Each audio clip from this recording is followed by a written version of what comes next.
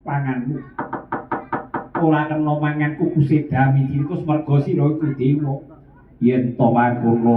Rama paringi pangan aku njaluk pangan sapa weteng kowe yen kowe njaluk pangan sira njaluk pangan kelawan ibumu Betari Uma sira menyang Pakiwan Yongger njaluk pangan kelawan ibumu ibu ayo aku njaluk pangan ibu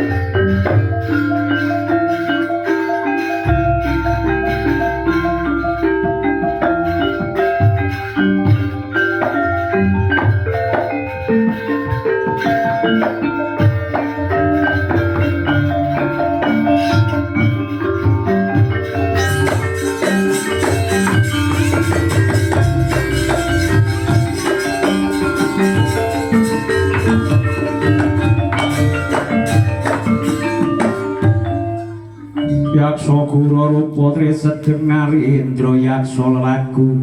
Wawawali kang ing anakku nggih Bathara Kala padha becik satekamu yo ibu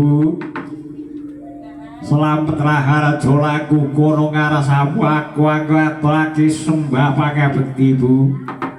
ya wis tak tumpuk kula perang pangestu tampano yo nggih tak tampa dadi aji jaya ibu ngono iki ati apa nggih wis ajak disya marang wong tuamu kala ibu aku njaluk pangan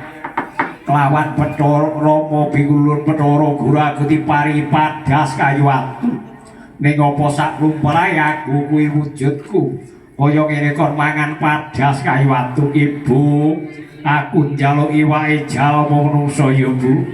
mengko to mengko nggih Bathara Kala ora dadi apa nanging yo nggih eling-eling ngenuk tak bae pangan dina iki Bathara Kala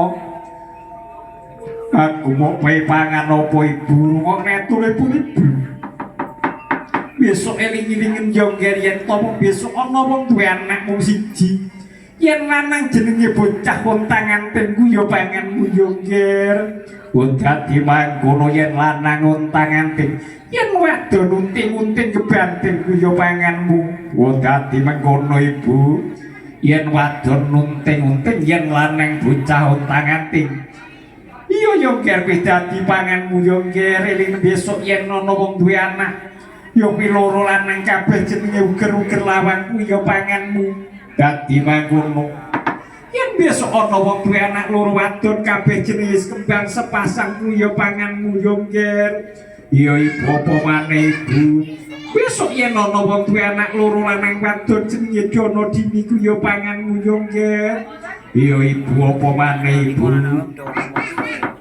besok yen ana wong duwe anak telu barepe lanang tengah wadon buri lanang jenenge sendang kabeh pancuran kuwi ya jeneng ya panganmu yo nggih iya ibu apa maneh ibu besok yen ana wong duwe anak ngarep wadon tengah lanang burine wadon jenenge ya kuwi pancuran kabeh sendang kuwi ya panganmu yo nggih iya ibu apa maneh ibu manganku besok yen ana wong duwe anak wadon cacahe 4 kuwi jenenge Srimpi yen cacahe 3 kuwi jenenge Talimayit ning yen wong duwe anak lanang